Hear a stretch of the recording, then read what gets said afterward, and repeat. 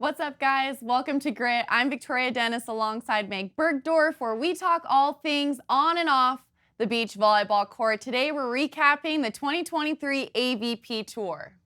Yeah, it was a very different tour this year for 2023. Coming off of post-COVID, already a little bit different. Let's talk about it. Yeah, okay, let's get started first with AVP Miami, where we kicked off way back in March.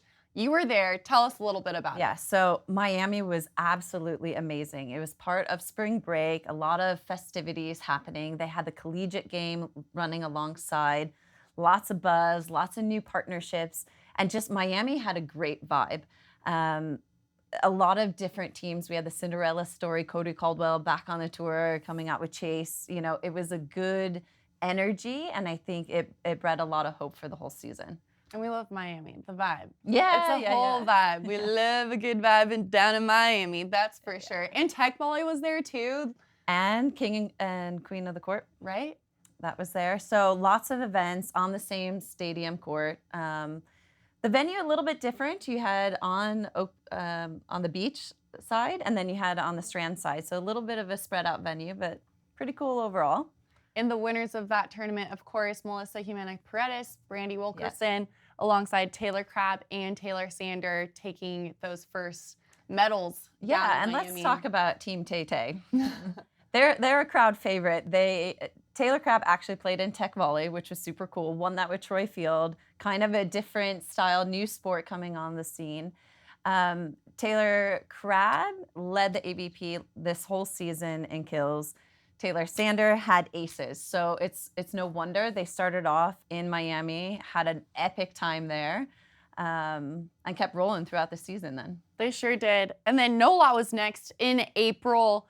Sarah Hughes, Kelly Chang took that one, and Tri Bourne, Cam Shock took the men's medal in NOLA. NOLA always brings such a fun crowd. I mean, New Orleans is just amazing. And, you know, Evan Corey's from that area, and a lot of LSU girls play on the AVP Tour. Cloth Nuss, Kaylee York, Tony Rodriguez. And, you know, it's just so fun to go down there and see such a great volleyball community down in New Orleans, and it's only growing. Well, and not to mention the Big Wilson Ball had an appearance in his debut Into the Sky. Do you remember that? Oh, yes, I forgot about that. If you have not seen that video, you need to go back and watch Wilson take off, because it was an epic storm of such a nature I don't think we've ever had. It went viral. It went viral. You guys, it was insane. I remember like watching the highlights on Instagram, and I was just like, what is happening? Like literally, I mean, I don't know. I'm from California, so I'm being dramatic. It was probably a hurricane. It's probably just like a regular Saturday afternoon in New Orleans, but that ball literally lifted up off the ground. We all saw it. If you haven't seen it, look it up. It's insane. That big giant Wilson ball pulled from the ground by the hands of the God, and like literally just tossed. The volley gods just tossed it into the air. But yeah, I forgot about that. Yeah. That's the highlight of NOLA for me. Yep.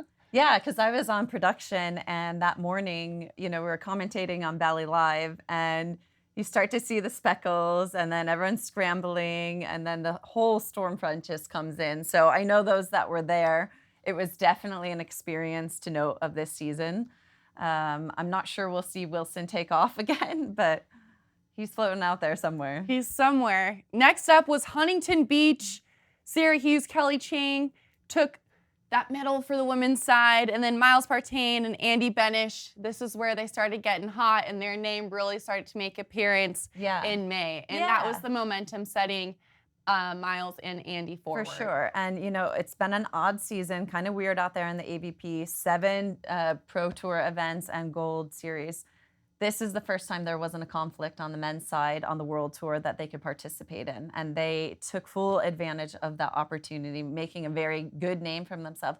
But I also think a lot of their preparation with their coaching and their extended team is priming them, you know, as we head into the Olympic qualifiers and towards the Olympics, like they're starting to peak and do it. And this event was that early sneak peek of, wow, okay, we have a team here in the U.S. that are running the on-twos. They're disrupting teams across the country. And then we saw that throughout the season. We did. And Chang and Hughes going back to back, winning NOLA, then Huntington, showing what their momentum has consisted. Let's just talk about them for a second, because they were that standout sweet pair in college. I think they might have lost a match. I don't know their overall record, but it was extremely impressive at the number ones pair. Probably still the most winning record in the collegiate game.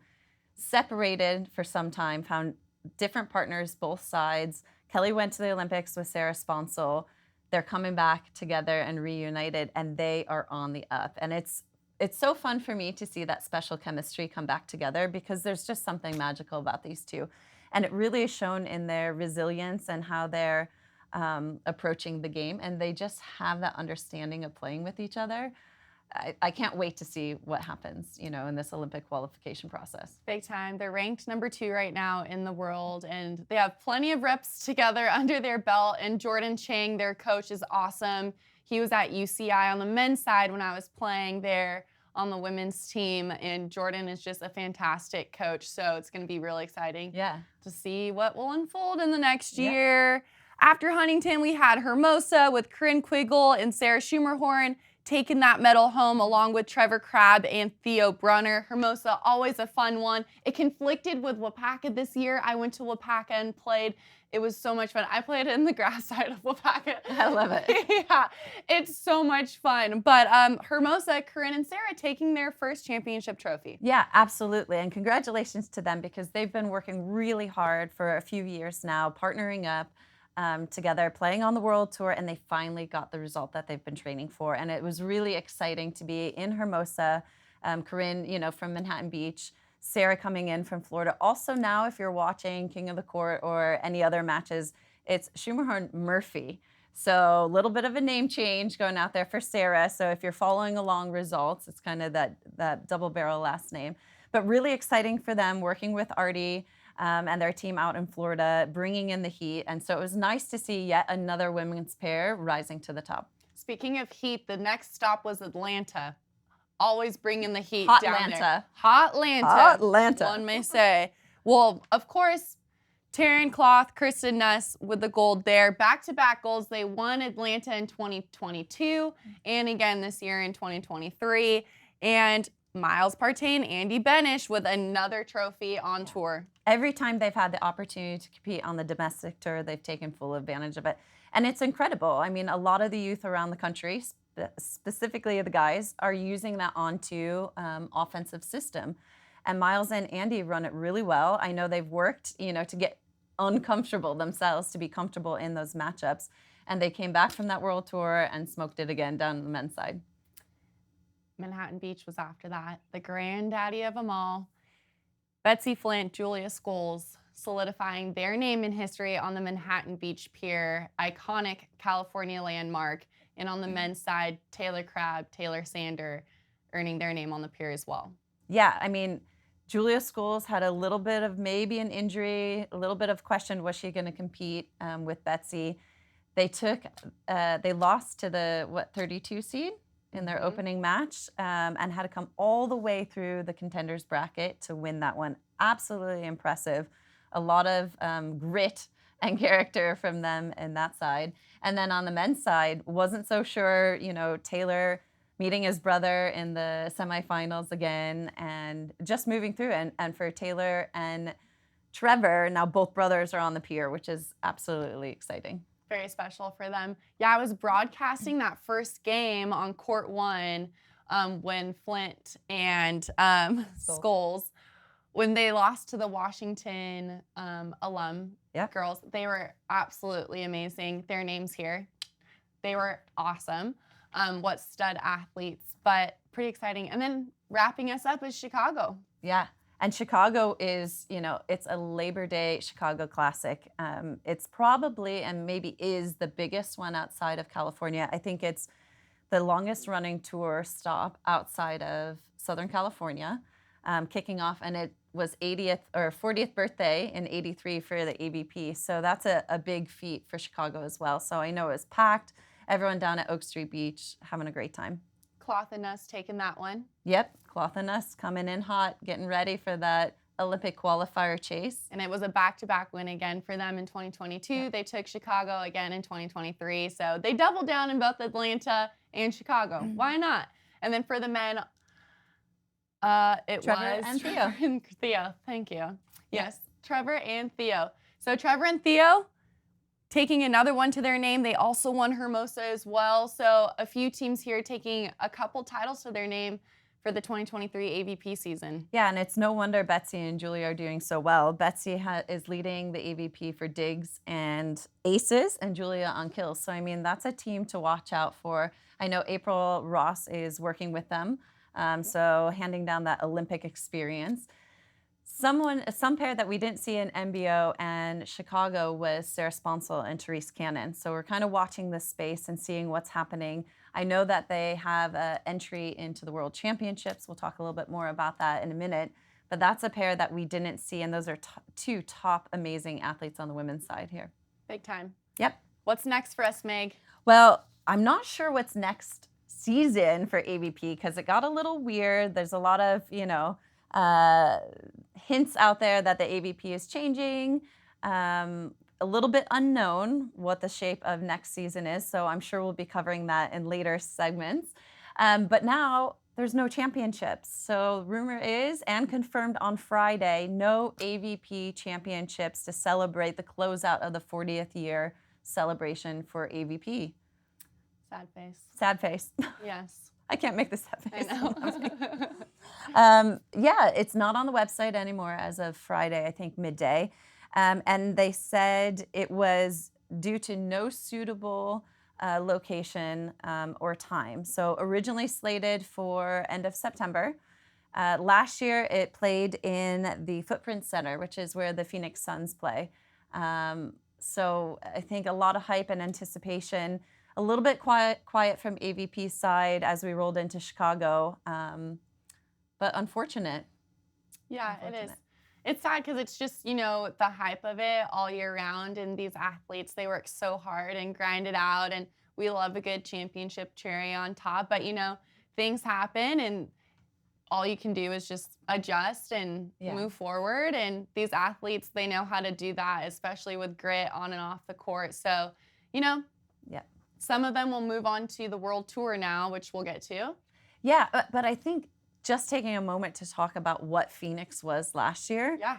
That was the first time it was played in an indoor, true sports facility.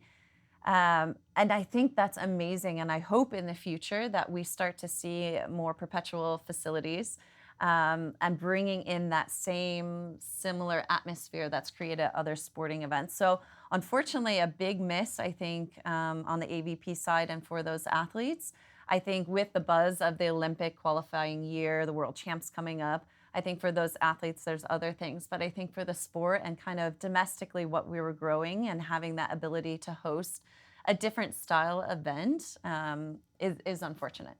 Sure. And just a shout out with that as well, talking about venues, Nebraska women's volleyball breaking the world record. God. So cool. 92,000, over 92,000 spectators inside the Huskers football stadium going to watch Nebraska women's volleyball take on Omaha. Sold out, packed stadium, set a world record for women's athletics, and it just happens to be volleyball. And it was really cool because if you go to the AVP's Instagram, you can watch a video with Suzanne, who was officiating. So congratulations to you, a female up ref at this venue. Months of planning going into it because they play with the same technical rules as indoor volleyball. But there's factors like wind and shadows and sunlight and protocol that are very similar to the beach game. And so really special that she was nominated as that up official. But also some of those beach aspects coming in because it was open air, but it was indoor. So a lot of the crowd and benches away, from the court. So in terms of production is a little bit different, but kind of a cool opportunity that fusion of beach and indoor kind of meet center stage. And I know that it was in Italy as well. They did something in the Coliseum, which was so cool. Fun to see. Fun to see. I think it's getting creative, and it's nice to see that the sport of beach volleyball and volleyball are growing in different ways, you know, and sustainability. And it has grown. we can see 92,000 people showed up. So it's insane. And people always have something to say. They always do. And like in some of the comments, they're like, what else is there to do in Nebraska? But it's like, yes, there's a big volleyball culture in Nebraska, but people were flying in from around the world to this event. Yeah.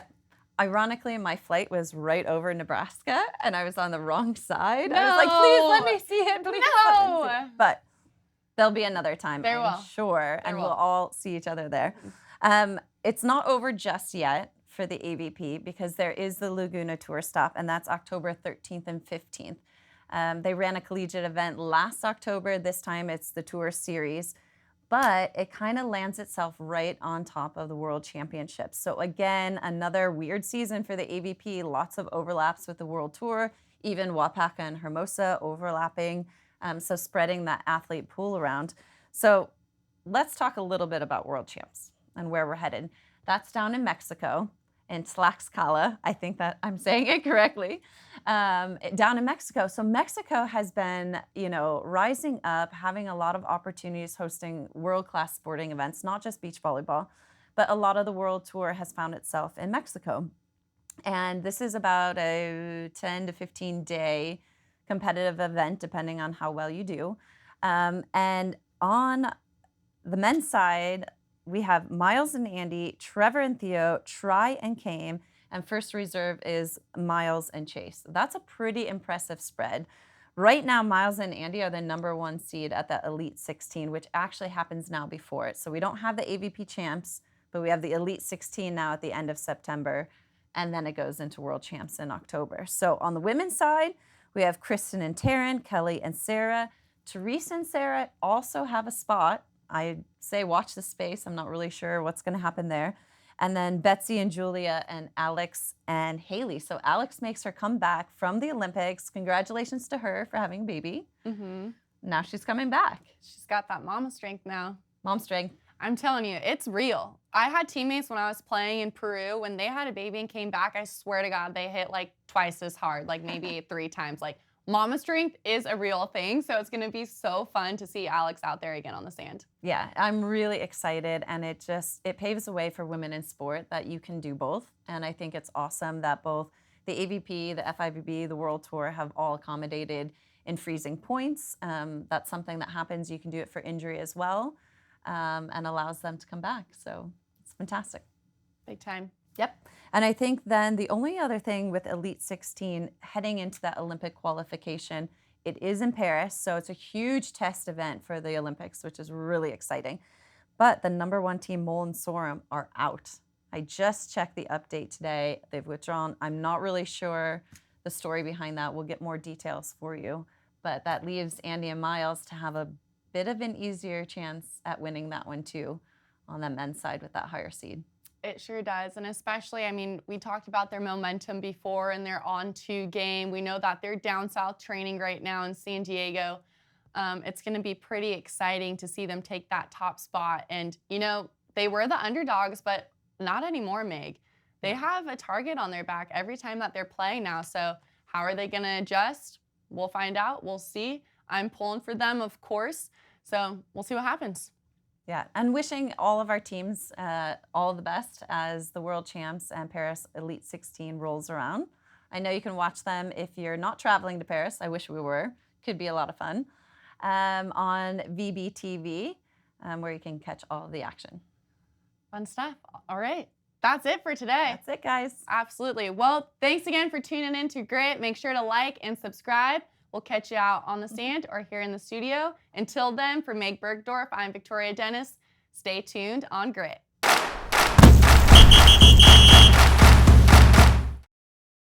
Yeah!